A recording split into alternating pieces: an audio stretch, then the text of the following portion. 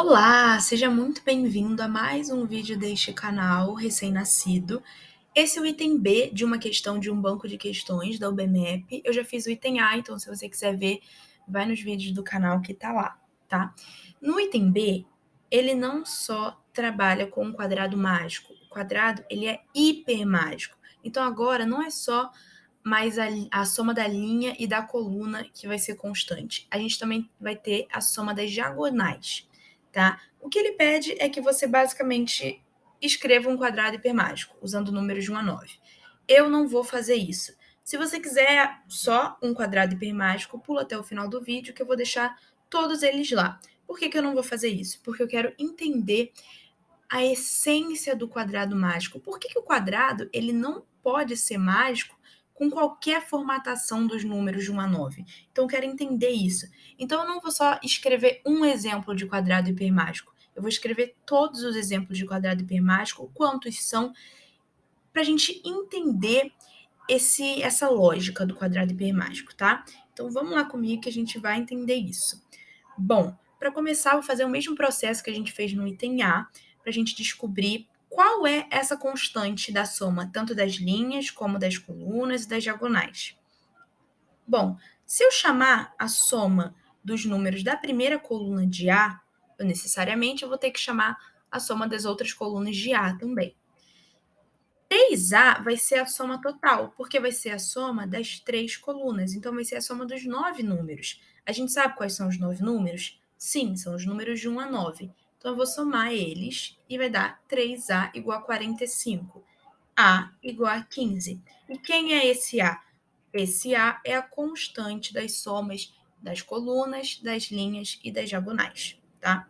Então, agora eu vou reproduzir nosso quadrado aqui e a gente vai se perguntar: será que qualquer número que eu coloque em qualquer posição desse quadrado, será que ele vai dar certo nessa posição? A resposta é não, já adiantando, e a gente vai entender o porquê. Vamos supor que eu tenho um número n nessa posição que eu coloquei aí. Quantas relações esse número n vai ter? Isto é, com quantos outros dois números esse n vai se somar para resultar no 15? Porque a gente sabe que a soma das linhas é 15, e a soma das colunas é 15, e a soma das diagonais é 15. Bom, a resposta nessa posição que o n está vai ser 2. Esse n vai ter duas relações. Ele vai ter uma relação com a primeira linha e com a coluna do meio, perceba só. Mais do que isso, a gente vai além. A gente vai ver que não só esse n, mas todas essas posições que eu pintei de azul, elas vão ter duas relações. Vão ter uma relação com uma linha e com uma coluna. Então, eu vou colocar aqui que as posições em azul vão ter duas relações, tá? Vamos para uma outra posição. Essa outra posição aqui que eu coloquei o n. Quantas relações esse n vai ter nessa posição? Ele vai ter uma relação com a primeira linha, ele vai ter uma relação com a última coluna e ele vai ter uma relação com uma diagonal ali, olha só. Então, esse n, ele vai ter 3 relações. E perceba que não só esse n, mas todas essas posições que eu pintei de verde vão ter uma relação com uma linha, com uma coluna e com uma diagonal. Então, as posições em verde vão ter 3 relações. E a região que está faltando, que é a do centro, ela vai ter uma relação com uma linha, uma relação com uma coluna e duas relações com as diagonais. Então, essa posição que eu vou pintar de vermelho, ela tem 4 relações, tá? Então, calma, respira, vamos assentar essas informações. A gente percebeu que cada posição ela tem as suas características, ela tem as suas condições para receber ou não um número ali. A gente tem que usar os números de 1 a 9, mas não necessariamente todos esses números eles vão poder ficar em qualquer posição. Então, a gente dividiu essas posições em cores, cada uma com as suas características, com as suas condições para possibilitar ou impossibilitar um número de se manter ali, tá legal? Então, agora a gente vai fazer uma tabelinha com o número de relações de cada um desses números de 1 a 9. quantas relações cada um desses números de 1 a 9 pode ter, para a gente ver em qual cor esse número vai se encaixar, tá legal? Então, eu vou começar fazendo junto com você, para você pegar a manha. Começar pelo número 1. Quantas relações o número 1 vai ter? Isto é, com quantos outros dois números o 1 vai somar para resultar no 15? Bom, o 1 ele pode somar com o 5 e com o 9, vai dar 15. E ele tem outra relação também com o 6 e com o 8, também vai dar 15. Tem mais alguma relação com 1? Não, não tem mais nenhuma relação. Então, 1 ele pode ter quantas relações? 2. Então, eu vou pintar ele de azul. Tá? E o que isso significa? Significa que o 1 ele só vai poder entrar naquelas posições em azul, que são as posições que ele tem duas relações, tá legal? Então, eu vou fazer rapidão com os outros números, para não ficar repetitivo, tá? Então, vai ficar assim a nossa tabelinha, mas basicamente é a soma do número com outros dois números que resulte em 15. Lembrando que a gente não pode repetir os números, né? Porque o quadrado hipermágico, você tem que usar os números de 1 a 9 sem repeti-los, obviamente. Então, essa vai ser a nossa tabelinha. Achamos as cores de todos os números. Então, agora eu vou passar para uma folha em branco para a gente reescrever nossas informações bonitinho, resumir. Basicamente, foi isso que a gente descobriu até agora. As cores e os números que podem entrar em cada cor, tá? Então, eu vou reescrever nosso quadrado aqui e vou escrever no quadrado o número mais óbvio, que é o número que a gente tem certeza qual é a posição dele, que é o número 5. A gente sabe que o número 5 ele só vai poder ficar na posição do centro no quadrado hipermágico. Com isso, eu vou achurar as posições em azul, para a gente trabalhar primeiro só com as posições em verde. E com os números em verde, tá legal? Então, vamos olhar para o canto superior esquerdo. Quantas possibilidades eu vou ter para essa posição? Bom, eu vou ter 4 possibilidades. Uma com 2, uma com 4, uma com 6 e uma com 8, certo? Então, eu vou escrever essas possibilidades aqui. O 2, o 4, o 6 e o 8, beleza? Perceba que quando eu posiciono um número no canto superior esquerdo, o meu canto inferior direito, ele já está determinado. Porque a gente sabe que a soma vai ter que dar 15. Então, no nosso primeiro quadrado, que contém o 2 e o 5, o canto inferior direito, ele só vai poder dar 8.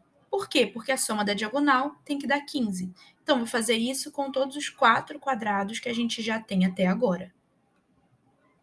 Vamos continuar preenchendo, vamos olhar para o canto superior direito.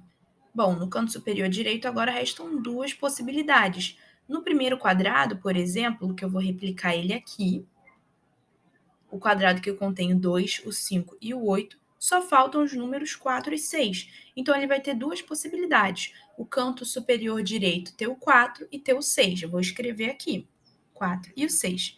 Perceba agora também que nessa formatação só me resta um número verde para usar, que é o 6 e o 4, respectivamente, nesses quadrados. Então, só vou ter uma possibilidade de número para essa posição que faltou do canto inferior esquerdo.